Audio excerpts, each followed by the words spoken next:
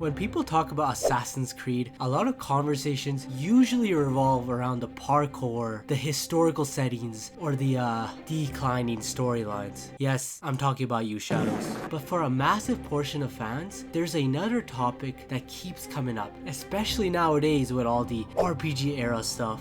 The combat. There's been plenty of games at this point, and they've all had their little twists when it comes to how the main protagonist fights in the game. Different abilities, different controls, different playstyles, you name it. But I don't think there's been any combat system that has hit the sweet spot for me more than these three games. That's right. The Kenway saga. Assassin's Creed 3, AC4, and AC Rogue share a combat system that many players still look back on fondly. And what's interesting is that this combat is often described as easy, sometimes even too easy. Yet despite that, people still remember it as one of the most fun and satisfying combat systems in the franchise. But what exactly made the Kenway series combat so enjoyable? Why does it still stand out years later? And how did Ubisoft manage to make something simple feel so memorable? I feel like this combat system deserves a little bit of glaze, so it's only right that I go back in time and bring back some memories of the good old days.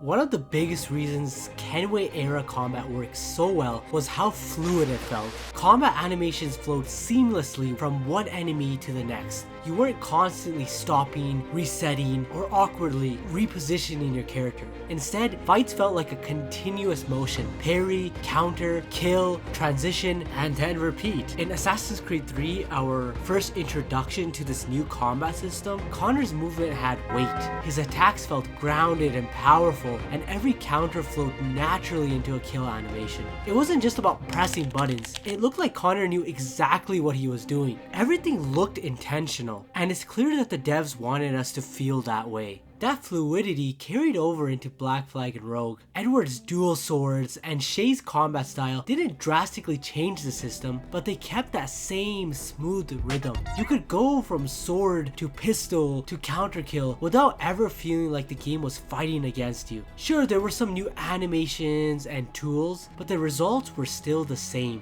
Combat that felt effortless, not in a lazy way, but in a cinematic way. If there's one thing about this combat system that nearly everyone agrees on, it's this. The animations absolutely carried the Kenway combat system. I mean, every weapon had its own unique set of kill animations. Tomahawks, hidden blades, fists, swords, massive blunt objects. None of them felt interchangeable. Watching Connor brutally dispatch enemies with a tomahawk felt completely different from Edward or Shay stylishly cutting through guards with dual blades. Because of the sheer variety of animations, combat rarely felt repetitive, even though the mechanics themselves were pretty simple. You could fight through the same group of enemies multiple times and still see new finishers you hadn't noticed before.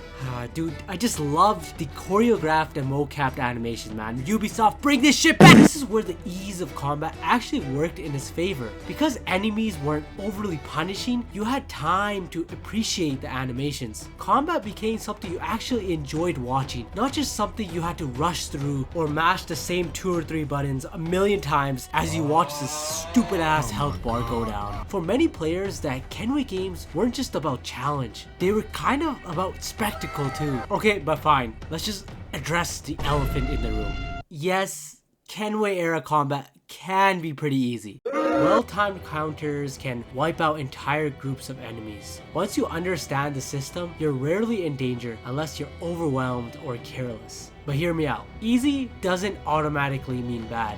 The Kenway combat system was designed to make the player feel powerful. You're an assassin, a trained killer, and the game wants you to feel like one. Instead of forcing complex combos or stamina management, the system rewards timing and awareness. For many fans, this made combat relaxing and fun rather than stressful. You weren't struggling against mechanics. You were flowing through enemies like a professional. It wasn't about proving skill. hell. It was about feeling cool. And in a franchise built on fantasy and historical power trips, that design choice kind of made sense. Now there are several enemies that do up the difficulty at times. Sometimes generals and different officers show up to fight you, and these guys can't be instantly killed in a chain attack. And they do require some breaking down. They mess with your flow a little bit, and they force you to really focus sometimes. There can also be times where you're getting shot at while also being surrounded by multiple enemies, so there are times where things can get rough. I liked how AC Rogue in particular had a little bounty system where enemies would come after you if you killed too many people, mostly civilians,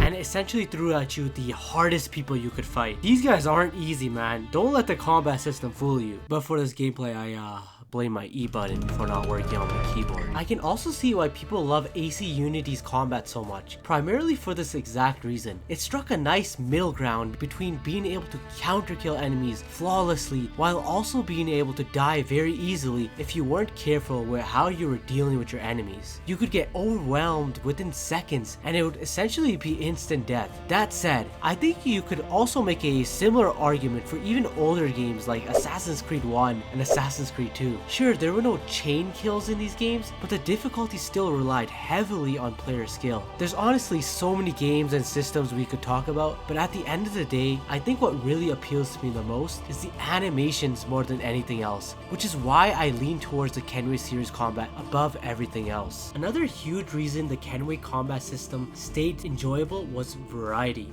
You weren't locked into one playstyle. You could counter kill enemies one by one, mix melee combat with pistols and rifles, use rope darts, throwing knives, and smoke bombs for crowd control or brutal finishers, switch weapons mid-fight without breaking flow, and even fight unarmed and still somehow look deadly. Black Flag added pirate flair with dual swords and boarding combat, while Rogue expanded ranged options with air rifles, grenades, and specialty darts. Come on, you're telling me you never had fun in these games?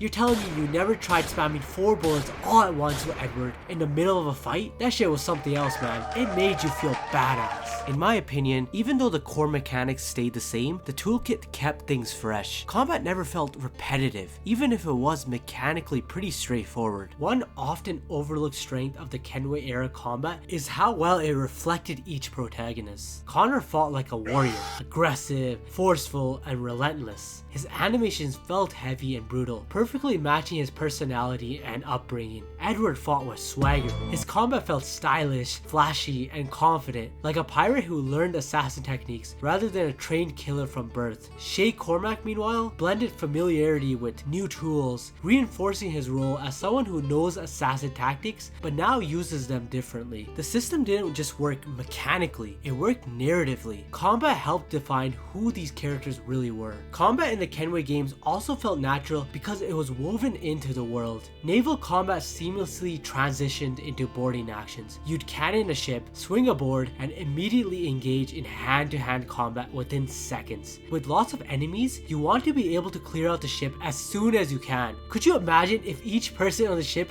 had a stupid little health bar? You'd have to spam the same button so many times because you'd never be able to chain kill these people, and it would be the most annoying thing in the world. Oh man, I just can't wait to see how the Black Flag remake butchers this. Fights also happen everywhere. Forests, forts, rooftops, beaches, ship decks, and the combat system adapted effortlessly. This integration made combat feel like a core part of exploration, not a separate mode you occasionally dipped into. Lastly, I do want to give credit to the Ezio trilogy for what it brought to the combat system, especially Assassin's Creed Brotherhood and Revelations. I think it served as a great starting point and inspiration for how chain kills and stylish execution animations should look and feel in these games. There was a certain satisfaction cutting through people that really made you crave more combat action. But that being said, I still believe the Kenway games handled both the animations and the chain kill system much better. In many ways, they took everything that was cool about those earlier combat systems and refined it, making the fights somehow look and feel even more fluid and cinematic. I'd even argue that the later Ezio games combat systems were a little easier than any of the Kenway games. Look, I love the Ezio trilogy more than anybody else, but I just have to give the win to the Kenway series for this particular pillar of Assassin's Creed.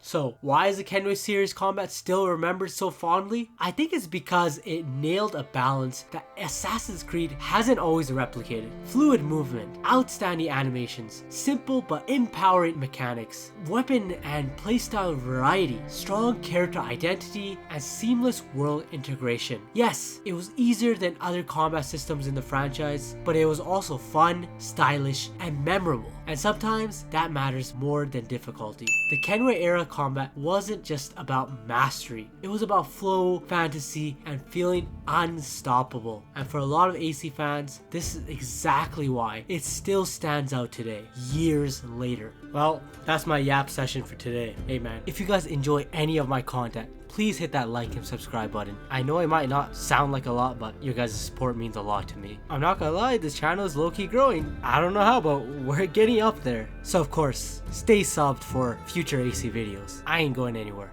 This has been Hassassini here, and I hope I will see you all in the next video.